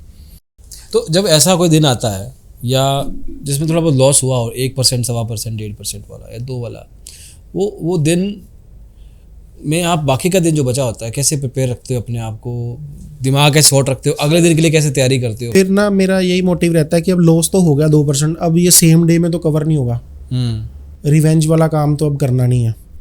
तो नॉर्मली वो 2% वाला चैप्टर क्लोज हो गया, थोड़ी पोजीशन साइजिंग से सेव स्ट्राइक्स जो सेफ होंगी वो थोड़ी सेल करके कोशिश करता हूँ कि थोड़ा वो लॉस को रिड्यूस करूँ। अच्छा, मतलब की स्ट्रेटजी हाँ, मेरी दिमाग सेम में रहती रहता है, है। उसका मैं वेट करता हूँ मार्केट का कूल डाउन होने का, कि अगर मार्केट एक डायरेक्शन में गई है तो वो वहाँ सस्टेन कर रही है, अगर वो वहाँ से दोबारा पलट रही है तो मैं फिर से वही पोजीशंस कम क्वांटिटी के साथ लेता हूँ, लेकिन वो सिर्फ इसलिए नहीं कि मेरे को 2% जो लॉस हो गया वो कवर करना है, वो एक नया ट्रेड सोच के। मैं वही पूछने लगा था हाँ। कि आपके जहन में रहता है ये चीज़ कि मेरा लॉस हुआ था, मैं थोड़ा छोटे छोटे प्रॉफिट्स के साथ अपने लॉस को हाँ, offset कर वो लेता मेरे हूँ। फिर माइंड में ये रहता है कि मेरे को कोशिश करके फिर एक तो रहा week ना, दिमाग में या- तो रहा मतलब थोड़ा सा। नहीं, वो एक हिसाब से उसको ड्रॉ डाउन समझ लिया और उसको अब कवर तो करना ही है ना, लेकिन वो अग्रेसिव तरीके से नहीं। जिस तरीके से जब मैं प्रॉफिट पे होता हूँ तो थोड़ा अग्रेसिव भी प्ले करता हूँ, जब लॉस आ गया ना तो फिर उसको ये होता है कि अब इसको पहले जब तक ये कवर नहीं होगा अग्रेसिव नहीं होना, पोजीशन साइजिंग रिड्यूस करनी है। जो मैं आपको बोल रहा हूँ ना, अगर मेरी कैपिटल के हिसाब से वो जो 15,000 क्वांटिटी थी वो लेवरेज थी, हाँ करेक्ट। वो इतने मार्जिन में इतनी क्वांटिटी सेल नहीं होती, और कॉल भी पुट भी दोनों साइड से मेरी 15,000 क्वांटिटी थी, वो हैज लेके की थी। फिर मैं आता हूँ नॉर्मल जो मेरा मार्जिन के विदाउट हैज लिए जो मार्जिन में हो, जो एक्चुअल उससे भी कम मैं पोजीशन साइजिंग रखता हूँ। अच्छा। एक थोड़ा कॉन्फिडेंस फिर बिल्ड करना होता है ना कि हाँ ठीक है, कि अब ठीक जा रही है अपने डायरेक्शन में। ये नहीं है कि अब मैंने उसको कवर करने के लिए दोबारा से 15,000 क्वांटिटी की ही सेल करता, वो गलत हो जाता है। एक कभी किया वैसे ऐसा शुरुआती दिन? शुरुआती दिनों में तो किया ना, जब लॉस किए, हम्म। वो जो 40% का लॉस किया कैपिटल का, वो इसी वजह से किया ना। पोजीशन साइजिंग सही रखना बड़ा ही ज़रूरी है अगर आपने मार्केट में रहना है तो। अगर आपकी वो गलत हो गई ना, अब कई बार क्या करता हूँ कि मतलब कि अगर मैंने पोजीशन साइजिंग बहुत कम रखे ना, अब कोई जैसे इवेंट होता है, आरबीआई की पॉलिसी आनी है, कोई इलेक्शन का रिज़ल्ट आना है, प्रीमियम बड़े अच्छे मिलते हैं, तो मैं उसमें क्वांटिटी बिल्कुल कम करके ज़्यादा प्रीमियम कैप्चर करता हूँ। उसमें थोड़ा कॉन्फिडेंस भी रहता है, क्योंकि उसमें लॉस ज़्यादा होने का चांस नहीं है, क्योंकि पोजीशन साइजिंग कम है। और जब वो इवेंट पास आउट हो जाता है तो एकदम से आईवीज क्रश होती हैं उस दिन। वो आप अगर 25% कैपिटल से भी काम कर रहे हो ना, तो आपके फेवर में रहा ना, तो आप जो पूरा फुल कैपिटल से करते हो वो 25% कैपिटल वाला ही वो पैसा दे जाएगा आपको। उसको मैं अवॉइड नहीं करता, मैं उसमें ट्रेडिंग करता हूँ, लेकिन वो कैपिटल साइज कम रखता हूँ उसमें। चलो, लॉस को कैसे फेस करके रखते हो ये तो पता लग गया अपने को। मान लो कि आपका 1.5, 2, 3% निकल रहा है, 2-3 दिन लगातार निकल रहा है, आप कह रहे हो ना कि प्रॉफिटेबल मंथ रहे हैं पिछले 1-2 साल, तो उस केस में अपने आप को, जब बंदा ज़्यादा खुश होता है ना तो ज़्यादा पागलपन वाले फैसले लेता है, तो उस केस में ओवर कॉन्फिडेंस या क्या कहते हैं उसको, कि कोई आप नज़रअंदाजी मत कर दो, कोई गलती मत कर दो, उस चीज़ में कैसे बचाते हो अपने आप को? सर, ओवर कॉन्फिडेंस तो मेरे में कभी नहीं आया, क्योंकि ना ऑप्शन सेलर को ना कभी इतना ह्यूज प्रॉफिट मिलता ही नहीं। मैक्स टू मैक्स आप 2% ही दिन का कमा सकते हैं। 2% 3 दिन आ गया लगातार? नहीं, 3 दिन ऐसा तो कभी हुआ नहीं कि 2% 3 दिन इकट्ठा आया हो, थोड़ा कंसिस्टेंट ही चलता है। हाँ, एक वीक में 2-3% आ सकता है। मैं एग्जांपल के तौर पे चल रहा था कि आप मान के चलो कि आप प्रॉफिट में चल रहे हो कुछ दिन। हाँ, उसका मैं बताता हूँ। कुछ लोग क्या करते होंगे कि यार 50,000 प्रॉफिट नज़र आ रहा है, लो और निकलो, आज का दिन काम हो गया। नहीं, मैं पूरा प्रोफेशनलिज्म रखता हूँ। मैं 3:30 तक पूरा ट्रेड करता हूँ, चाहे प्रॉफिट आ रहा है। मैं ये नहीं समझता कि ये प्रॉफिट आ गया तो आज का दिन क्लोज करो। क्यों करो? अगर मैं शॉप पे अपनी काम भी कर रहा था तो ये थोड़ा कि मेरे पास 10 ग्राहक आए, मेरी दिहाड़ी बन गई तो दुकान शटर बंद करो चलो ना। मैं पूरा, अगर मेरा प्रॉफिट या लॉस, ठीक है, अगर प्रॉफिट आ रहा है, अगर वो दोबारा लॉस में भी कन्वर्ट हो जाए, मेरी कोशिश होती है कि जो प्रॉफिट आ रहा है ना, तो फिर अगर वो ख़त्म हो गया ना, फिर मैं वही समझूंगा कि जैसे मेरा 2% लॉस हो गया ना, फिर मैं उसी कंडीशन में आ जाऊंगा। ये नहीं कि 1-1.5% प्रॉफिट से मैं 1-1.5% लॉस में चला जाऊँ। 1-1.5% जो प्रॉफिट है, ज़्यादा से ज़्यादा वो नेट हो जाएगा तो मैं निकल जाऊंगा। उतना कैप्चर करोगे? हाँ, फाइट पूरी करनी है मार्केट के साथ, ठीक है, मतलब कि अपना अगर काम करना है तो ये तो है नहीं कि मेरे को 11 बजे 12 बजे, कई बार मेरी पोजीशन ऐसी होती है कि मेरे को सुबह खुलते ही लाखों रुपया प्रॉफिट आ रहा होता है, 1-2 लाख रुपया, तो मैं ये थोड़ी उसको बंद करके भाग जाऊँगा। फिर वो 1-2 लाख को मैं 5 लाख पे कैसे लेके जाऊँगा? तो वो मेरे को 3:30 तक पूरा बैठना पड़ता स्क्रीन पे। तो ऐसा नहीं है कि फोकस फिर ऐसा नहीं है ना कि पैसा पैसा, फोकस है कि जो हाँ, मैं काम कर रहा करना है, हूँ। काम करना है, ये नहीं देखना कि पैसा आया और निकलो, फिर ग्रो नहीं ना कर पाएंगे। फिर तो वही होगा कि मेंटालिटी अगर 10-20 हज़ार आया लेके भाग गए तो वो नहीं ना। फिर अगर कैपिटल लगाई है, सारा दिन स्क्रीन पे भी बैठना, तो ठीक है, देखो मार्केट आपको कितना देती है, मार्केट को टाइम दोगे तो ही ना। अब ये तो है नहीं कि मेरे को कोई और काम देखना है, जब मेरा काम ही ये है अब फुल टाइम में, और कुछ बिजनेस है नहीं, वो मैंने वाइंड अप कर दिया सिर्फ इसी वजह से। वो काम अच्छा खासा था मेरा, मैंने खुद छोड़ा काम। अब वो फिर बिजनेस के साथ भी गद्दारी हो गई कि अगर मैं उसको छोड़ के 3:30 के पहले भाग जाऊं, तो उस टाइम तक 3:30 तक मैं फिर किसी की नहीं सुनता। मेरे को घर से भी अगर मेरी वाइफ सिर्फ फ़ोन कर रही है ना, तो मैं उसका पता नहीं होता, कोई इमरजेंसी ना हो तो फ़ोन उठा के, ज़्यादा बात नहीं, हाँ कोई काम है बस इतना। कोई इवन कि मेरा बर्थडे हो ना या एनिवर्सरी हो, तो मेरे इन लॉज भी मेरे को फ़ोन नहीं करते, उनको भी पता है कि 3:30 तक काम चल रहा है, उसके बाद ही फ़ोन करना है। दिमाग सारा लगा होता है ना काम में, फोकस। हाँ, फिर आप ध्यान वहाँ पे, आप फ़ोन पे हाँ हाँ कर रहे हो, तो वो भी मज़ा नहीं है। अच्छा, जो मैंने पहले सवाल पूछा था कि जब आपने घर पे नहीं बताया था कि आप ट्रेडिंग करते हो या जो भी था, अब और परसेप्शन जो भी है दादाजी के टाइम का, पापा के टाइम का, अब जब आपको आपके घर वालों को पता है कि आप ट्रेडिंग करते हो, है ना, अब उनका परसेप्शन क्या है इस चीज़ को लेके? सर मतलब कि वही ना, फिर थोड़ा ओपन होने लग पड़ा मैं, जब प्रॉफिट पे आने लग पड़ा कि अब कोई नहीं, पहले छुपा छुपा के रखता था कि किसी को पता ना लग जाए या हुआ। एक टाइम पे फिर दादाजी ने भी मेरे को पैसे दिए कि मेरे भी क्या बात कर रहे हो? नहीं, ये बताओ थोड़ा, क्या कैसे हुआ ये? कुछ नहीं, उनको भी था एक टाइम पे, ऐसे ही बैठे बैठाए बात हो गई कि वो बड़ा इंटरेस्ट रखते हैं इन चीज़ों में, वो मेरे से समझते थे ये क्या होती है कॉल पुट, ये वो। क्या बात कर रहे हो? मैं कह रहा हूँ, आप दादाजी को कैसे समझाते थे कॉल पर? सारा समझाता था कि उनको तो सिंपल लैंग्वेज में समझा दिया ना कि ये देखो SBI का रेट 180, 90 या 200 चल रहा है, हमें 150 के नीचे नहीं जाएगा, 150 की पुट सेल कर देनी है, ऐसे कॉल सेल कर देनी है, और अगर 150 के नीचे आ गया तो I am ready to take future या डिलीवरी, कि शेयर अच्छा है तो ले लेंगे, जिसे बोल देते हैं ना कैश सिक्योर्ड पुट। हाँ, कि वो ले लेंगे फ्यूचर, फिर उसके अगेंस्ट दूर की कॉल सेल करते रहेंगे। वो एक स्ट्रेटेजी इसको समझ लो, या कुछ भी करते हैं कुछ लोग और कमाते भी हैं। आपने क्या करना है, आपने कॉल सेल नहीं करनी, सिर्फ पुट सेल करो स्टार्टिंग में। जब तक आपके रेट पे नहीं आता, आपको पुट के पैसे तो मिल नहीं रहे हैं, मिलते रहेंगे।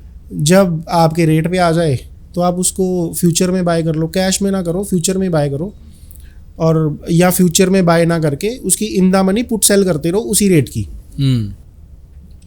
ठीक है, फ्यूचर में फिर वही इशू आ जाता है ना, आपको डेली M2M देना पड़ेगा, और उसमें होगा कि आपके क्रेडिट पड़ा रहेगा, जब आप स्केयर ऑफ करोगे तब उसकी शफलिंग होगी प्रॉफिट लॉस की, उसके अगेंस्ट आप कॉल सेल करते रहो। वो थोड़ा थोड़ा, इसे वो बोल देते ना पैसिव इनकम टाइप, कि चलते रहेगा, हाँ चलता रहेगा। करते हैं कुछ लोग, मेरे कुछ फ्रेंड्स हैं, वो छोटा पैसा है पर लगातार पैसा है। हाँ, कंसिस्टेंट वो आते रहते हैं, लेकिन उसमें सिर्फ यही है कि कोई वो स्टॉक में न्यूज़ ना आ जाए, कुछ उसमें नेगेटिव न्यूज़ की वजह से वो ज़्यादा गिर गया।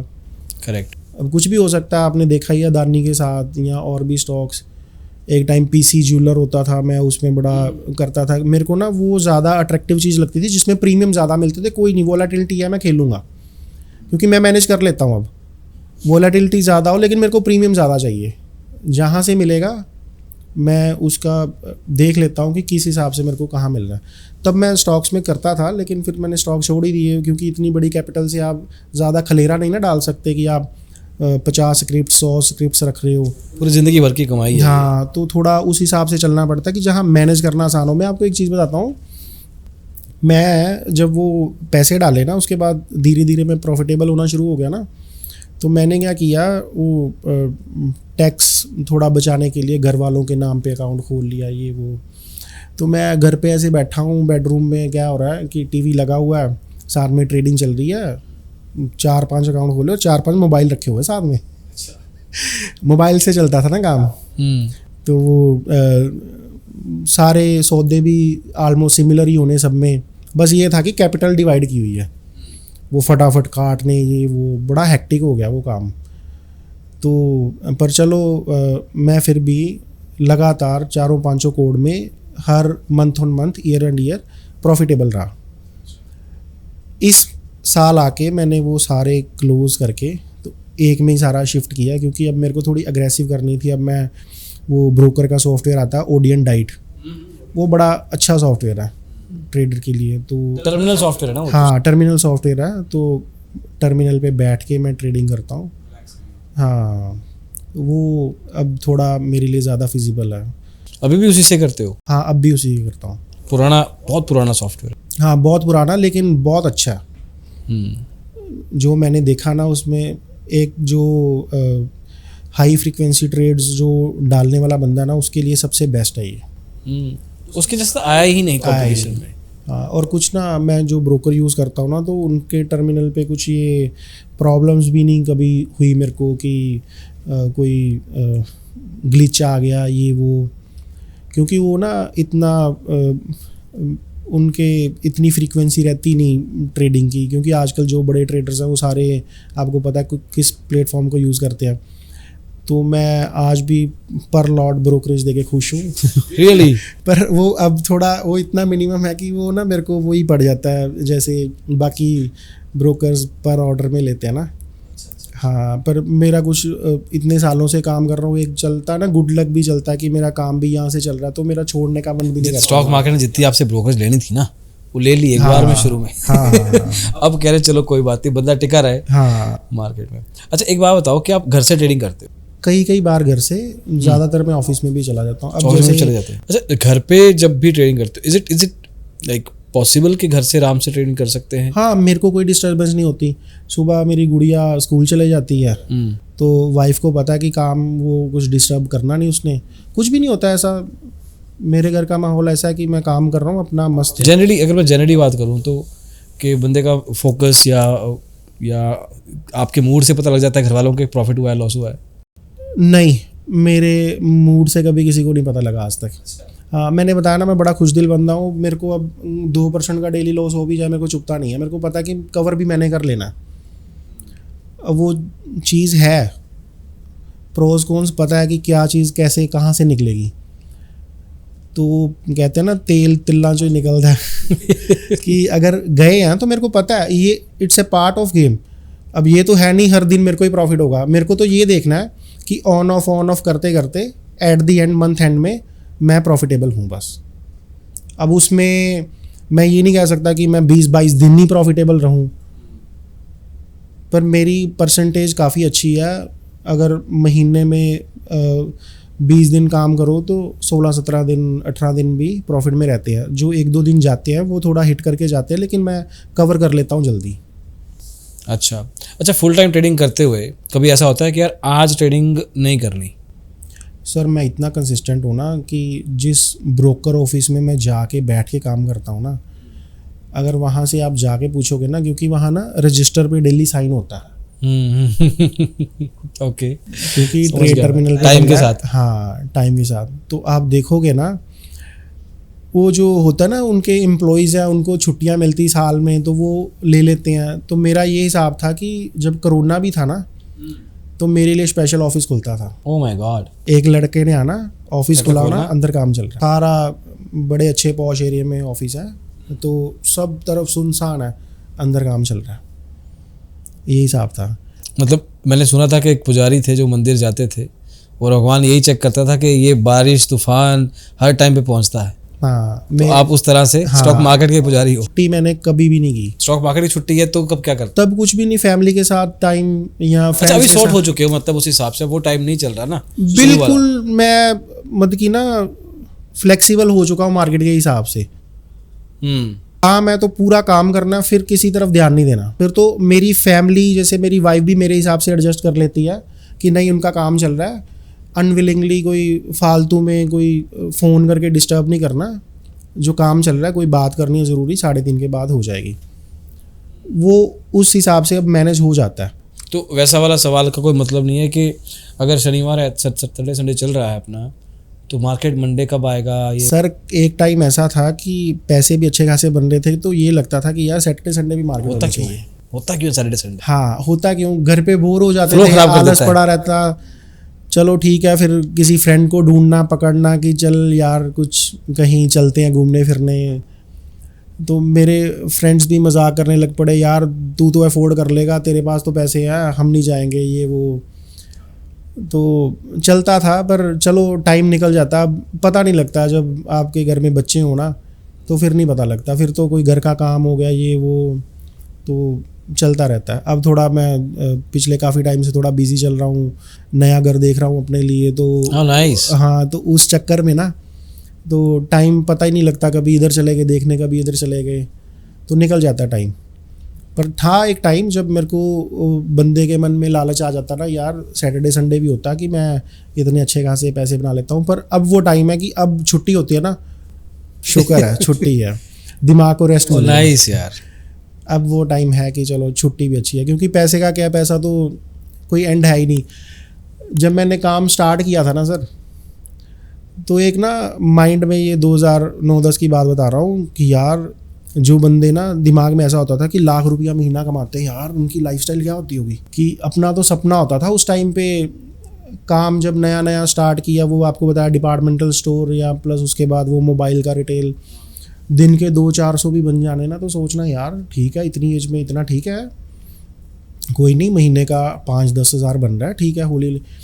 तो उस टाइम पे दिमाग में होता था कि यार एक सपना होता ना, जैसे कि लाख रुपया पर मंथ कमाना है। करेक्ट। तो आज की डेट में 7 figures a month, 8 figures in year, कुछ भी कमा लो ना आप, तो ऐसे लगता है यार कुछ है ही नहीं, कुछ कमाया ही नहीं। वो बंदे को आगे आगे देखता, नीचे नहीं ना देखता। पर मैं थोड़ा बैलेंस करके चलता हूँ कि चलो ठीक है, मेरे लिए सफिशेंट है। अब कहीं ना कहीं तो देखो रुकना पड़ेगा ना। मैंने आपको बताया कि अब मैंने अपनी कैपिटल भी इंक्रीज़ करनी बंद कर दी हुई है। पहले मैं क्या होता था कि कुछ भी नहीं निकालना, जो था करते रहना बीच में इंक्रीज़।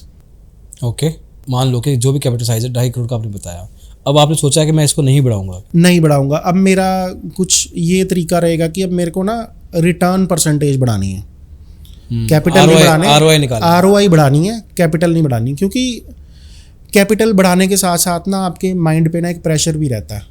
देखो अब मेरे पास बैकअप पड़ा है, 2 करोड़ 4 करोड़ जो पड़ा है ना, तो मैं कहूँगा अगर मैं 10 लाख से काम कर रहा हूँ ना, तो मैं स्ट्रेडल्स में काम करूँगा, एट दी मनी बेचो, कुछ नहीं होगा, देखा जाएगा। एक वो होता है ना कि इतने में मेरी ज़िंदगी नहीं लुटने वाली। करेक्ट। और अगर मैं काम बड़ी कैपिटल से कर रहा हूँ और मेरी ज़िंदगी लगी हुई है साथ में, सही बात है, वो तो लूट सकती है। तो उस हिसाब से ना मेरे को अब छोटी कैपिटल से, मतलब कि चलो ये छोटी नहीं है, इसको इंक्रीज़ नहीं करना। अब इससे ROI बढ़ाने पे ना तो थोड़ा फोकस देना। जैसे आपका ROI निकलता होगा इसमें से, तो कोई और फाइनेंशियल प्रोडक्ट में आप इन्वेस्ट करते हो? नहीं सर, मैं सिर्फ FDs में रखता हूँ। फिर FDs में करते हाँ, आप जब एक रिस्की इंस्ट्रूमेंट में हम काम कर रहे हैं तो थोड़ा सेफ भी रहना चाहिए ना। प्लस कुछ भी हो जाए, आजकल FD के अच्छे पैसे मिल जाते हैं रिटर्न, तो वो ठीक है। कहीं आप प्रॉपर्टी में इन्वेस्ट कर दो, कई बार आपको ज़रूरत पड़ जाए, तो प्रॉपर्टी कई बार ऐसी अड़ जाती है, वो बिकती नहीं। तो मेरे को चीज़ें ऐसी चाहिए, कल को मार्केट में ज़रूरत पड़ जाए पैसे की, तो वो कहाँ से आएगा? वो वहीं से आएगा जो मेरे पास पड़ा हुआ है। चलो मेरा आखिरी सवाल है, ट्रेडिंग करते हुए आपने अभी, और उसी से निकला है सवाल कि आप रोज़ पहुंच जाते हो ऑफिस में, एक तो ये करना, ये डेडिकेशन है काम को लेके, और फिर सैटरडे संडे छुट्टी आ गई तो पता है कि ऑफ है, तो मुझे उस हिसाब से फैमिली को भी टाइम देना है। बट ये चीज़ ना एकदम से नहीं आती है, over period of time I होगी। तो जो ये डिसिप्लिन है मार्केट को लेके, अपने काम को लेके, इफ़ यू रिफ्लेक्ट, अगर ध्यान से सोचो पिछले 1-2-3 साल में किस तरह से ये बिल्ड किया। आज बोल रहे हैं अपन ये बात, लेकिन एक टाइम पे कुछ और होगा सिचुएशन, I'm pretty sure। तो वहाँ से ये जर्नी, डिसिप्लिन को, किसी को भी ट्रेडर को बनना है अगर, तो उसको किस चीज़ों का फोकस करना होगा? सर जब मैं बिज़नेस में था ना, जैसे शॉप वाला बिज़नेस था, तब मैं और मेरा भाई इकट्ठे बैठते थे।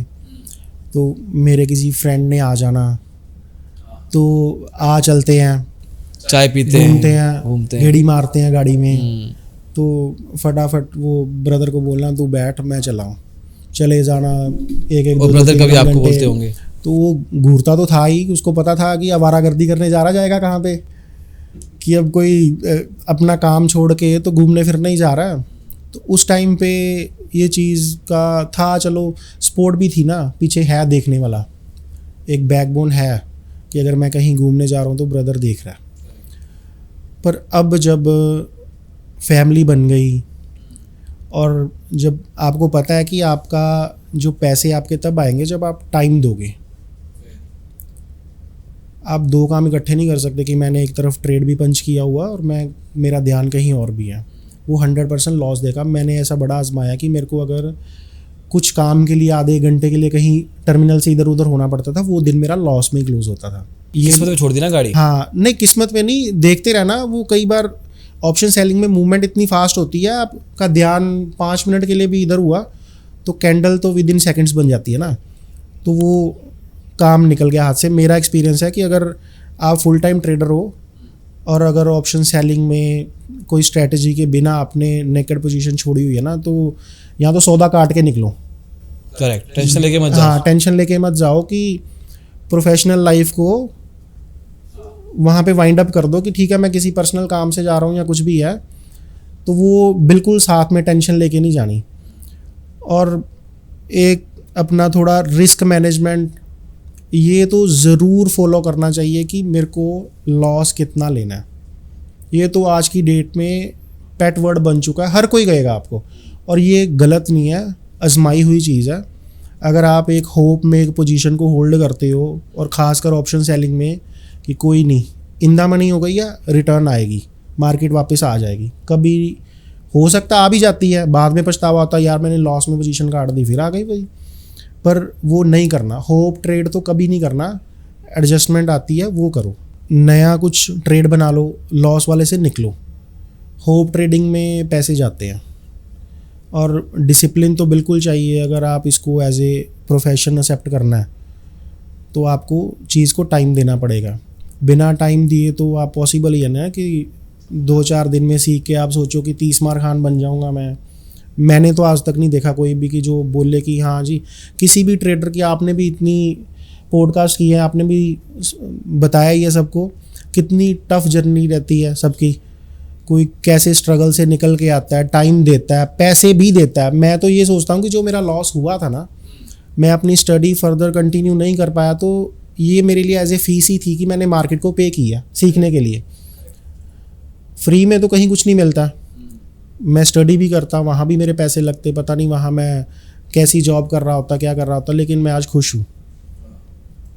आज वो कंपैरिजन करते हैं ना कि मैं अगर तब के टाइम मैं भी बाहर चला जाता तो मैं आज वहाँ कितना कमा रहा होता, यहाँ कितना, तो दिमाग में रिग्रेट चलती रहेंगे सारी उम्र के फैसलों को लेकर। नहीं, अब मैंने सारे रिग्रेट छोड़ दिए हैं। अब मैं सिर्फ यही खुश हूँ कि ये जो मैं कर रहा हूँ ना, इससे बेटर प्रोफेशन मेरे को शायद नहीं मिलता। अगर मिलता ना तो वही होता कि मैं दिन के 8-9 बजे से रात के 10-10 बजे तक लड़कों के साथ हिसाब कर रहा था।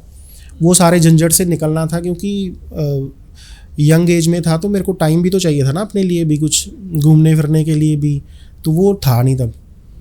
इसी वजह से तो फादर वाला प्रोफेशन नहीं अडॉप्ट किया था। उनके काम में तो जब सीज़न का टाइम होता है तो आप तो दिन रात आपका खाना पीना सब वहाँ हो रहा है, तो वो चीज़ नहीं चाहिए थी। फिर थोड़ा वो होता ना लड़कों को, थोड़ा यार कुछ काम ऐसा करना कि थोड़ा लोगों को भी पता लगे कि अच्छा कुछ जेंट्री बिजनेस कर रहे हैं कुछ तो अब ये अच्छा है, लेकिन इसमें सक्सेसफुल होने के लिए बहुत टफ जर्नी है। टाइम लगता है, एफर्ट लगता है, पैसा लगता है, दैट इज ट्रू। अच्छा, सेबी के रूल्स वगैरह पता लगते रहते हैं? सेबी का ये फला रूल आ गया, आपसे पता लगते हैं ज़्यादातर तो ये तो फॉर श्योर है। कोई सेबी की नई गाइडलाइन आई है, कुछ देखना है ना तो खोलो आपका चैनल, देख लो सब। मतलब कि जो वो उनके रूल्स आते हैं ना लंबे चौड़े, पढ़ने की जरूरत नहीं, आप पूरा ब्रीफली ना जो एंड पॉइंट होता है ना, मोरल ऑफ द स्टोरी, वो आप अच्छे से बता देते हो। जो सिंपलेस्ट लैंग्वेज में किसी को समझ आ सकती है ना, वो आपके चैनल से हम बहुत प्यार करते हैं, मतलब बहुत मोहब्बत है। हाँ, नहीं सही बात में ये फैक्ट है। मैंने खुद आपके चैनल से बड़ी इन्फॉर्मेशन ली है। ये कोई रूल्स आ गए कुछ भी, आप मतलब कि काफ़ी गाइडेंस मिलती है। इंडस्ट्री की बात करते हैं। अच्छा, मेरा एक्चुअली सवाल ये है कि सेबी का कोई ऐसा रूल जिसने आपको पॉजिटिवली या नेगेटिवली कुछ इम्पैक्ट किया हो, या आप एडजस्टमेंट वाले बंदे हो, आप एडजस्टमेंट तो कर ही रहते हो लाइफ में in terms of position sizing, but SEBI का कौन सा रूल है जो आपको लगता है कि यार ये सही था, या जो भी ओपिनियन है आपका, what rule that kind of impacted you? Sir ऐसा तो देखो कुछ नहीं हुआ। अगर मैं बात करूँ ना, जो एक टाइम था कि मेरी कैपिटल 1x पे मेरा ब्रोकर मेरे को 3x देता था। अगर 50 लाख मेरा लगा तो 1.5 करोड़ वो देता, 2 करोड़ से मैं काम करता था। तो अगर आज की डेट में अगर मेरा कैपिटल साइज़ छोटा होता ना, तो फिर मैं मिस करता कि यार वो चीज़ चाहिए थी आज की डेट में। आज की डेट में बड़े लोगों को वो चाहिए, जो रिस्क opportunity लवर है, जो रिस्क लेते हैं वो करते हैं कुछ। चलो जो भी सेबी करता है अच्छा ही करता है। एक रिटेलर की सिक्योरिटी के लिए कुछ रूल्स एंड रेगुलेशंस बने हैं तो अच्छे ही बने हैं। नहीं बट ठीक है, मज़ा आया बात करके अपनीत। हाँ जी। एंड एक जब फुल टाइम ट्रेडर से अलग से बात होती है ना इस तरीके से, तो that gives a glimpse of life. और बहुत सारे लोग इंडिया में, आपने जैसे शुरू में बताया कि कॉलर से निकल के सबको ट्रेडर बनना है, तो जो बन चुका है उससे सीखने को बहुत कुछ मिलता है। तो thank you so much, thank you spending time. आप अमृतसर से आए, इस पॉडकास्ट के बहाने आपसे भी मिलना हो गया। सेम है, amazing conversation. Thank you sir.